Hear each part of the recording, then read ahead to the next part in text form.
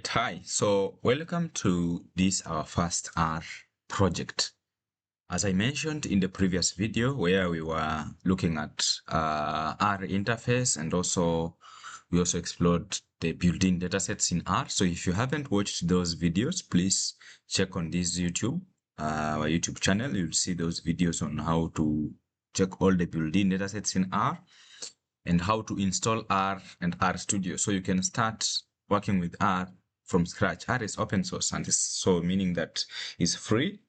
So you can be able to play around with data the way you want.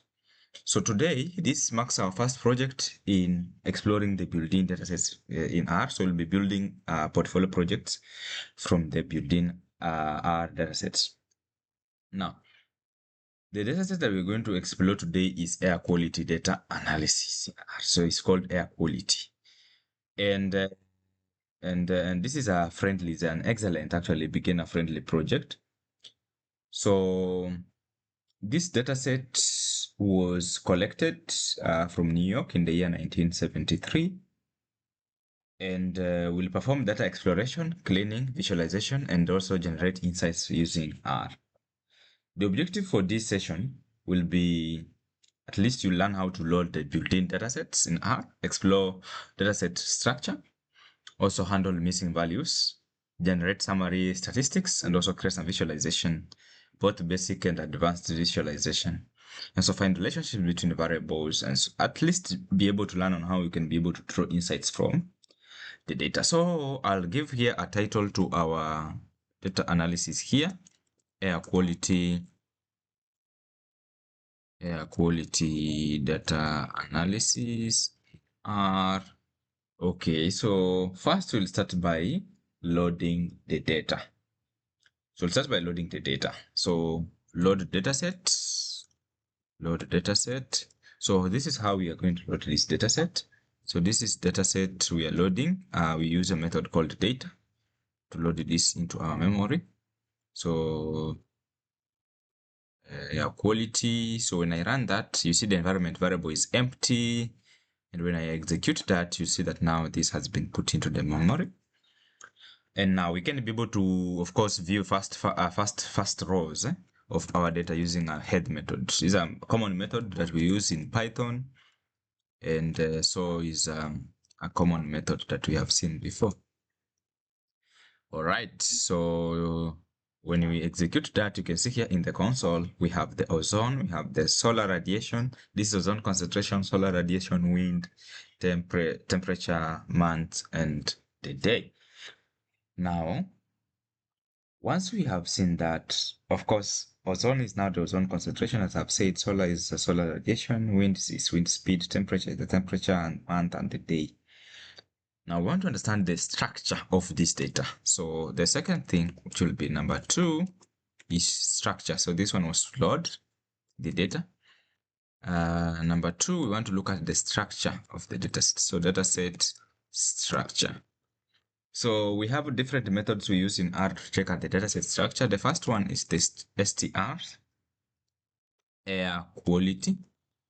And when we do that, we return, you can see down here, data frame. This is a data frame that contains 153 observations and 6 variables. And the variables are listed here. The ozone is an integer, meaning it's whole numbers. And you can see that it contains some missing values. NA in R means missing values. Solar radiation, which is an integer, and you can see the values also contains missing values. Wind is containing decimal points, so it's called numeric here. Integer, again, the remaining are integers and the whole numbers, and roughly we can't see missing values by our own eyes here. So we'll also see how we can check for missing values in the coming few hours, few minutes. So we go ahead and look at the dimension of our data to just be sure how many rows and how many columns. But of course, we have seen these also directly here. Number of observations we have in this data. And so you can see that we have 153 rows and we have 6 columns. We go ahead and look at the names. Of course, if you want to see just the names that your dataset contains, the name of the columns, you just used air quality, of course, names air quality, and that will be able to return the names. Just a minute. So you can see that now it's able to return the names of our data. And then we can now do the summary statistics for this particular dataset. Of course, we saw it contains some numeric values. So we can do some summary statistics. When we run summary by calling now the dataset, it now returns for us here very interesting numbers. So we have the minimum value, we have the first quantile, we have the median, the mean, the third quantile, the maximum, and the number of missing values if there are any. Same case for solar, but we see that for wind, temperature, month, and day, there's no any missing values down here. So that makes the difference. So you already see at least we'll need to handle missing values in this particular, and we'll be handling this also in the next video. And now you can see that we have 1 as the minimum value for ozone, and we have maximum value as 168. In between these values, we have like 25% distribution of the data, which is usually because the first quantile is at 18, and the median, which is usually the 50 percentile, is 31.50, and then we have the mean, which is usually, of course, the average, taking the sum of the values divided by their number of observations. And then the third quantile, which is the 75 percentile. Okay, so of this data set. Same case now, you can have to explore those other variables the same way. So now, we have seen some statistical summary from that. However, if we need to see maybe some missing values, we want to reveal some missing values, we can check missing values using the following methods. So I'll call this recheck missing values. Suppose you are not able to see missing values easily, you can use the following methods to check for missing values. So the first method is to use the column sums method, and then we are going to sum is.na. So is.na is like returning a boolean output air quality. So this one alone is returning a boolean expression, true, false, for all the dataset. However, what we are doing now, we are doing the column sums of that so that we can be able to see, you see, per column now, how many missing values do we have. We can also do better. We can also do better by now using a library to visualize missing values. Visualize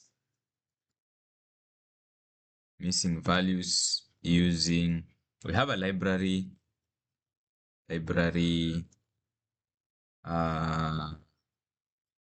NaN near. Okay, now this library we're going to load. However, if you haven't installed this package, this is a package. If you haven't installed it, you'll need, if error, you'll need to install .packages. This is how you install a package in R. Then you call this. So if you have an error, you will first need to install this package first. Install this package first. You'll need to install this package first before you can load it in the library. So let's see. So library, then I'll call that, for me, I already have it. So for you, you might need to install that. Now it has been executed. So meaning that now I can use it to visualize the missing values. Now calling gg_miss_var. Of course, we want to visualize the variables, missing values in the variable of the air quality. And so when we run this, we see a plot here. Can click on zoom here. I can see my plot here from this particular data. I can see ozone having the highest number of missing values. You can see the solar followed, and these other ones do not have any missing values. If you were to export this visual, you click on export, and then you can save it as a PDF if you want, or you can save it as an image so that maybe you can put it into your analysis. All right, so that makes it a good approach. Now, further, we can check in which positions are these missing values. We have seen that missing values, we have them in these two variables. Suppose you were to check in which positions are these missing values in a respective variable, you will use a method called which method. Then of course you'll use again is.na, because remember is.na it checks a boolean, is a boolean expression that checks if you have a missing value and returns either a yes or no, which is now we call true or false. And then now we of course now be doing now which one has the true and which one has the, actually we are interested in true, that is if there is a missing value, so in which positions are these true. So we call the variable, this is how we call the variable name, this is the data set. You call the variable name using this dollar sign and then ozone. Okay, so when we run this, we execute this, we are able to tell in these specific positions is where we have these missing values. If you can remember, we saw missing values in the first 5 rows of ozone. Okay, and that actually shows that it's actually on line 5. Okay, so you can also check in this other the other variable as well. Now, the next session, we'll be looking at how we can handle missing values. We have discovered we have missing values in our dataset. We can't proceed without looking at on how we can handle the missing values we have in our data, so that when we proceed with any further analysis, the analysis is a true reflection or a true representation of what the data is telling us.